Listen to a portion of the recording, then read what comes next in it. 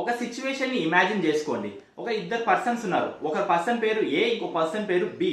So వీళ్ళిద్దరికి కూడా మనం ఏంటంటే లైఫ్ లో సేమ్ రైట్ ఆఫ్ టూల్స్ ఇచ్చాం. వాళ్ళకి కావాల్సిన నేర్చుకోవడానికి కావాల్సిన టూల్స్ కానీ అన్ని కూడా సేమ్ ఇచ్చాం. అడ్వాంటేజెస్ సేమ్, డిసడ్వాంటేజెస్ సేమ్, వాళ్ళకున్న సిచ్యువేషన్ కూడా సేమే. సో ఈ టూ పర్సన్స్ ని వాళ్ళ లైఫ్ లో వాళ్ళ కెరీర్ పాత్ చూస్ చేసుకునేటప్పుడు ఒక పర్సన్ బి తీసుకుందాం. ఈ పర్సన్ బి ఏంటంటే పర్సన్ ఏ కన్నా కెరీర్ లో కొంచెం అబోలో ఉంటాడు. పర్సన్ ఏ వచ్చి బి కన్నా తక్కువలో ఉంటాడు. బట్ చూడండి, ఇక్కడ మనం ఒకే type of advantage, disadvantage, situation, tools ఇచ్చినా కానీ ఎందుకు ఇద్దరు పర్సన్స్ లో ఒక పర్సన్ ఏమో కెరీర్ లో గ్రోలో ఉన్నాడు, ఇంకో పర్సన్ కెరీర్ లో తక్కువలో ఉన్నాడు? ఎందుకంటే ఇక్కడ పర్సన్ బి వచ్చి ఒక రైట్ డెసిషన్ తీసుకున్నారు. సో డెసిషన్ మేకింగ్ అని చాలా బాగా చేశారు. పర్సన్ ఏ వచ్చి డెసిషన్ మేకింగ్ బాగా చేయలేదు. అందుకనేసే పర్సన్ బి కొంచెం హైలో ఉన్నాడు కెరీర్ లో.